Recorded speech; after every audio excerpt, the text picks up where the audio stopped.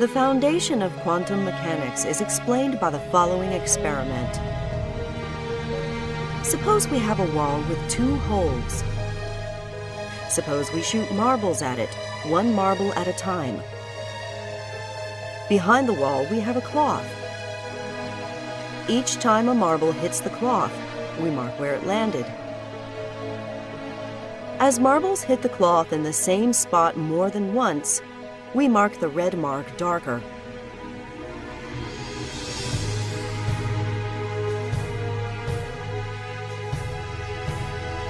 Some marbles make it through the holes by bouncing off at an angle. But most marbles that make it through the holes continue in a straight line. After a while, there will be many red marks on the cloth. The darkest red marks will be directly behind the two holes. Now suppose the two holes are very narrow. Suppose the marble is very small. Now the result is very different.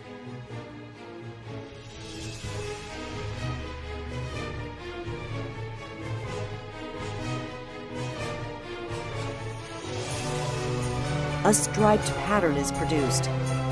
The marbles never hit the cloth in the areas between the stripes.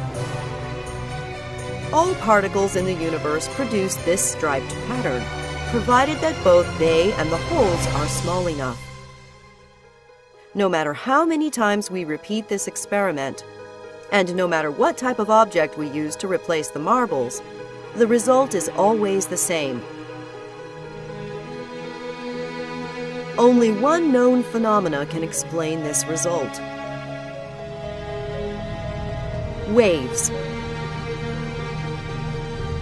When a wave passes through a hole, it spreads out on the other side.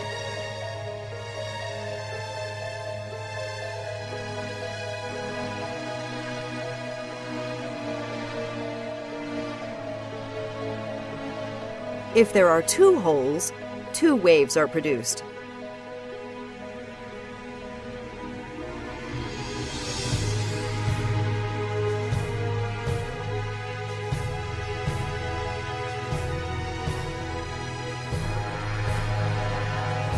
When you have two waves, they interact with one another.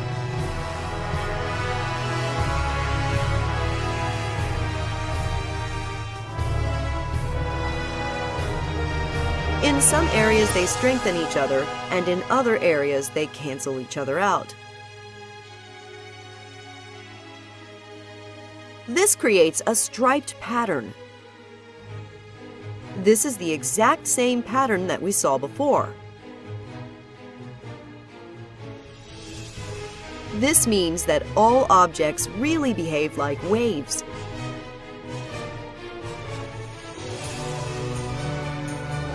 But if all objects behave like waves, then why don't we see a striped pattern for the large marbles?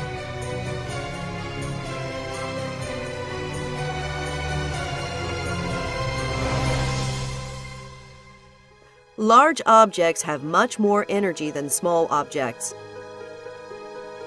Waves have more energy by having a higher frequency.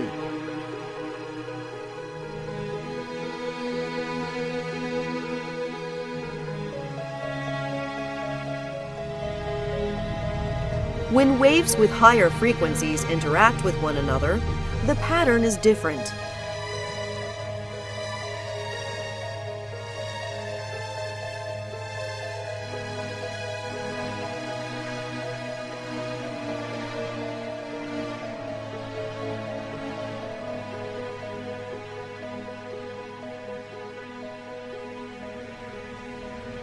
Large objects have more energy, and they therefore behave like high-frequency waves.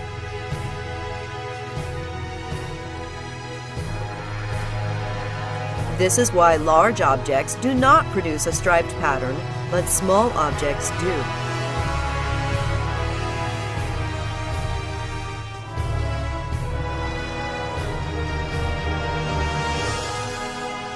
But there's still a problem.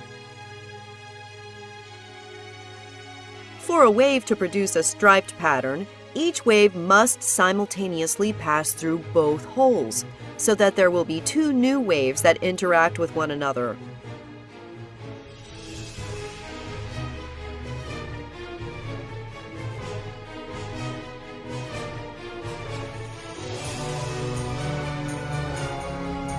But we're shooting the marbles at the wall only one marble at a time.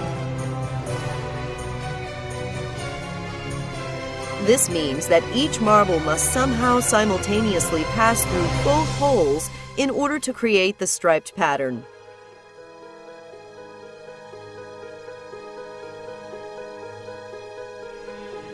Let's see if this is what actually happens by blocking one of the holes. The striped pattern disappears.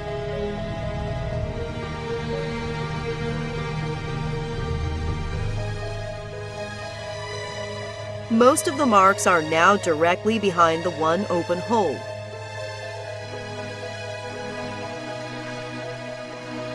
Now let's block the other hole instead.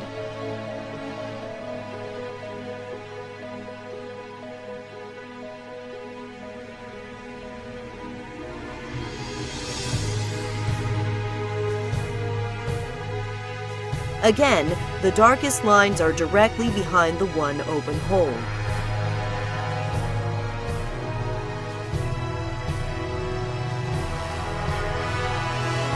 But if we unblock both holes, the striped pattern returns.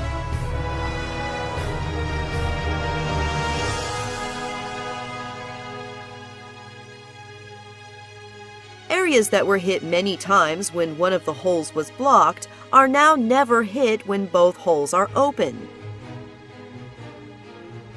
This means that each marble really does have to simultaneously pass through both holes to produce a striped pattern. Let's test this by putting a detector in front of each hole.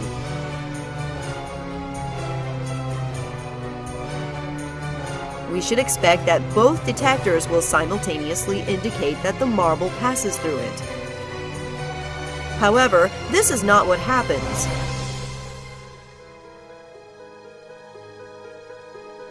Each marble only passes through one detector or the other, but never both. Also, once we place detectors in front of the holes, the striped pattern disappears. Now the darkest lines are directly behind the two holes, just as when we blocked one hole at a time. Let's try putting a detector in front of only one of the two holes.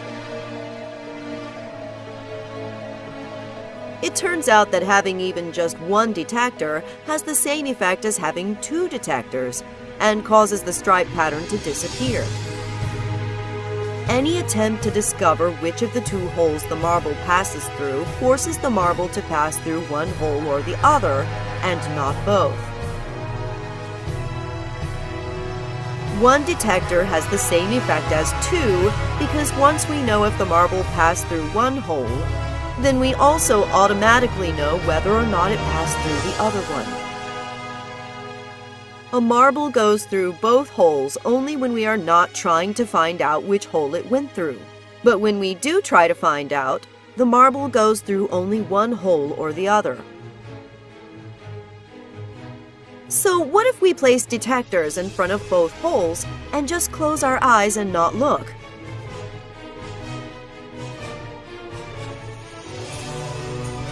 We don't know for sure what is happening when we are not looking, but we do know what the mathematics describing the waves tells us. When waves pass through a detector, the waves are altered so that they can no longer interact with one another.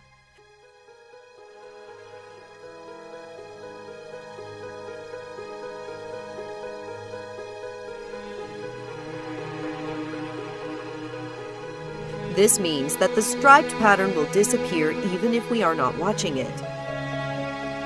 The detectors will cause this to happen on their own. However, the mathematics also says that each wave still simultaneously passes through both holes, even with the detectors present. But when we open our eyes and look, we always see the detector indicating that the marble passed through only one hole or the other, and never both.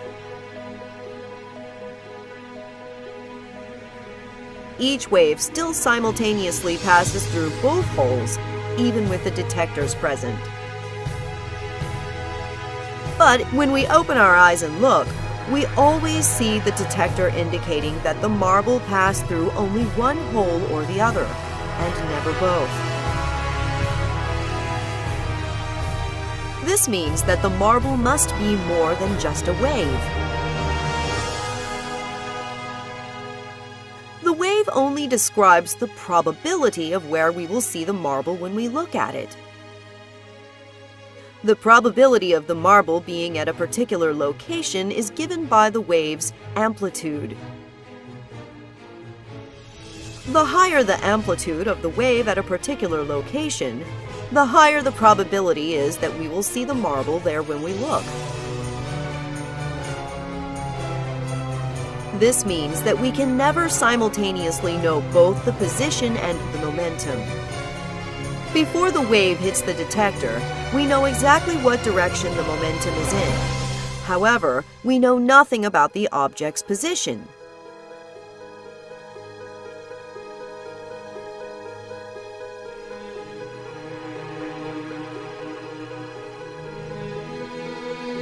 Immediately after we see the marble hit the detector, we know exactly where its position is.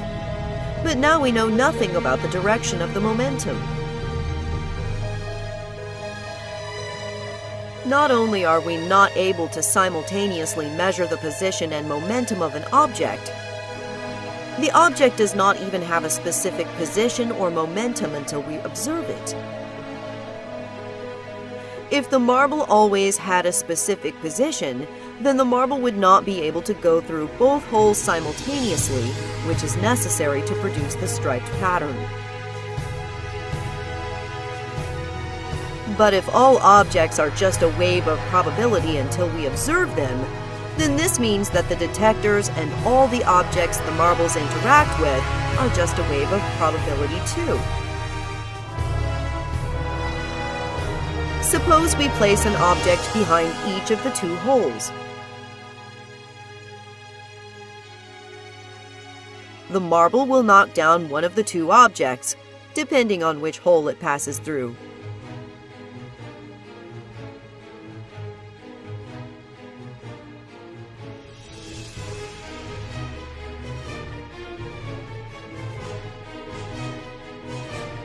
If we close our eyes and don't look, then the wave of probability passes through both holes, and each object being knocked down also becomes a wave of probability.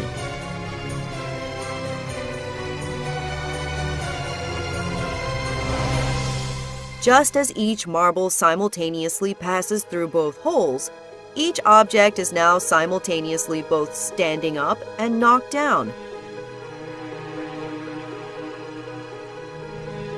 No matter how long we wait after the marbles have hit the objects, each object will continue to have a probability of still being in the standing position.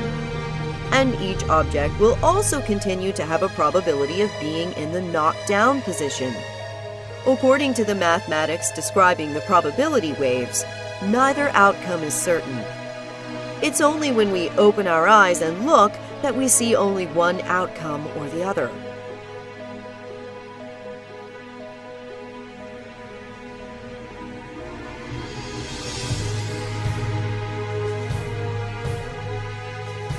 It's not just that we ourselves do not know the outcome until we look. It seems that even the universe itself does not know which object is standing up and which object is knocked down until we actually open our eyes and observe the results. To explain why this is the case and what this means about the fundamental nature of our universe, let us talk about spin. The direction of the spin of a particle can be described by an imaginary arrow. Particles spinning in opposite directions will have their arrows pointing in opposite directions.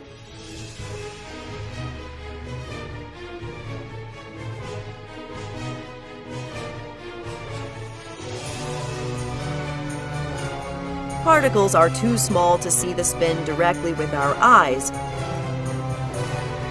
but we can build detectors which tell us if the spin is in the direction of the red plate or if the spin is in the direction of the blue plate.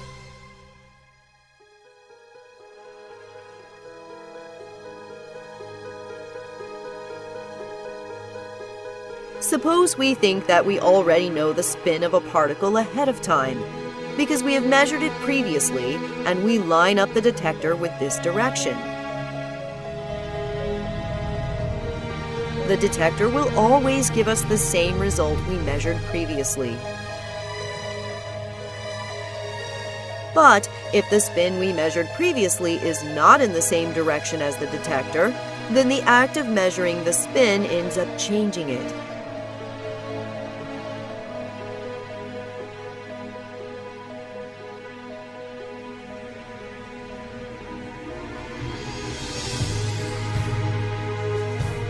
It is not possible to simultaneously measure the spin of a particle in more than one direction at a time. If we want to know the direction of the spin in the horizontal direction, then we need to rotate the detector.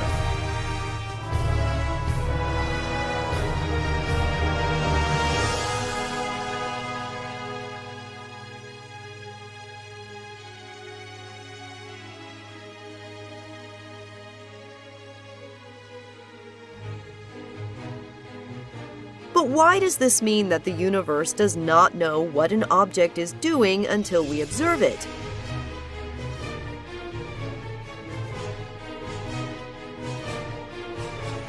The answer lies in the fact that we can produce pairs of particles that always spin in opposite directions.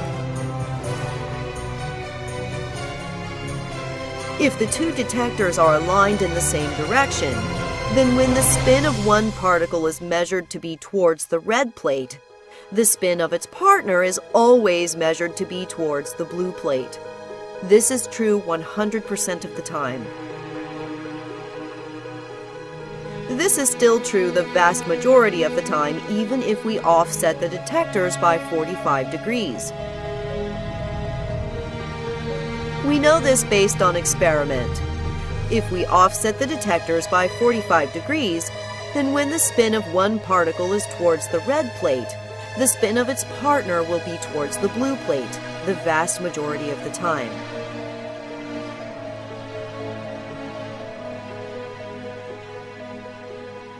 Suppose the two detectors are perfectly aligned with each other, and they are both in the diagonal position. Does the universe know ahead of time that the first particle will be measured to be towards the red plate, and that the spin of the second particle will therefore be towards the blue plate?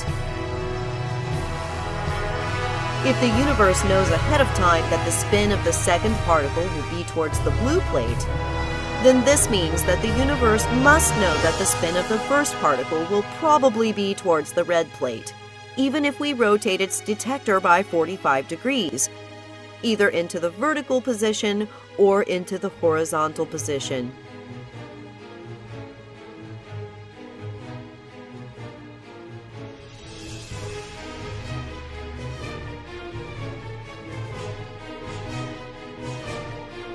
Therefore, if the universe knows the results in the diagonal observation ahead of time, then the universe would also know that if one detector will be rotated into the vertical position, and the other detector will be rotated into the horizontal position, the two particles will still probably be spinning in opposite directions.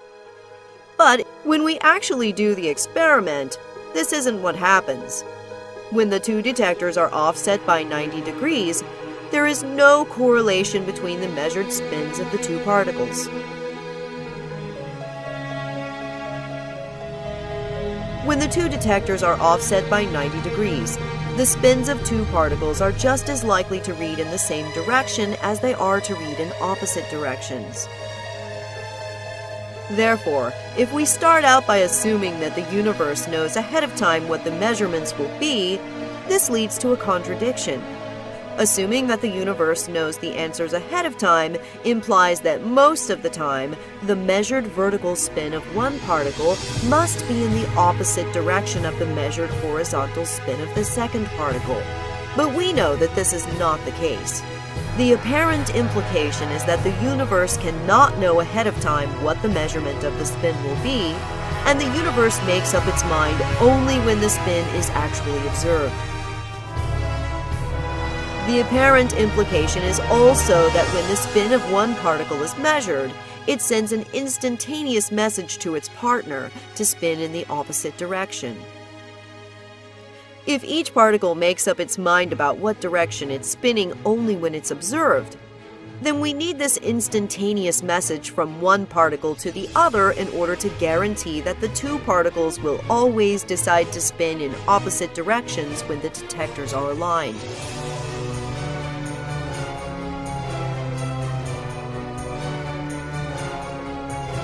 This is true no matter how far apart the two particles have traveled away from each other. Even if we wait until the two particles are on opposite sides of the universe before we make our observation, this instantaneous message still seems to occur. Until we observe the particles, their spins are nothing more than probabilities. But we need to observe only one of the two particles for both of them to simultaneously decide in what direction to spin. If everything in the universe is made out of these particles, including the detectors themselves, then the detectors are also nothing more than a probability until they are observed. According to the mathematics describing the probabilities of the particles, passing through the detector is not what causes the particle's spin to decide to spin in one direction or the other. Passing through the detector entangles the detector to the particle, in the same way that the two particles are entangled to each other. The moment we look at the detector, it seems to send an instantaneous message to the particle so that the detector's measurement will agree with the spin of the particle. This is the same way in which the two particles seem to send instantaneous messages to each other.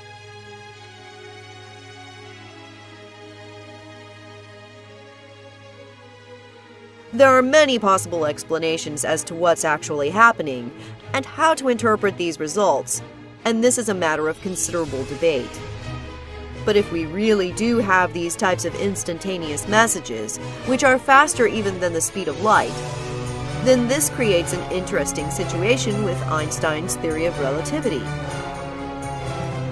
According to Einstein's theory of relativity, different observers will disagree about which of two events happened first, and no observer is more correct than any other.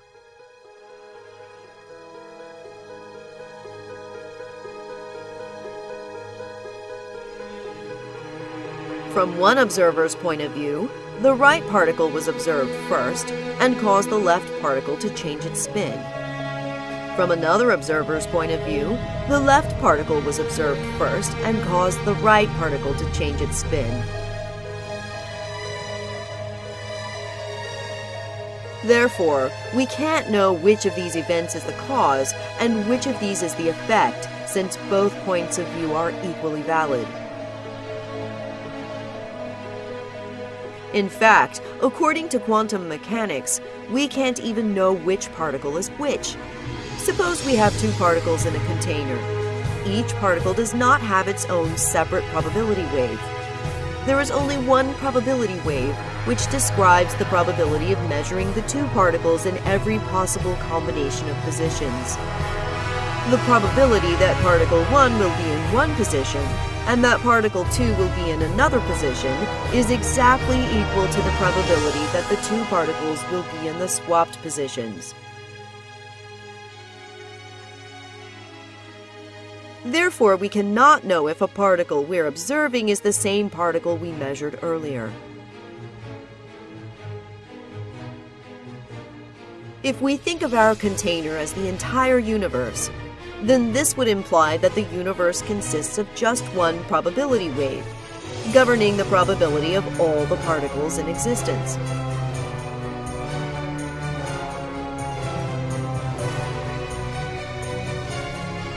But if we ourselves are made out of these exact same particles, then why is the act of us observing something so fundamentally different from everything else in the universe? This is one of the greatest unsolved scientific and philosophical mysteries of all time,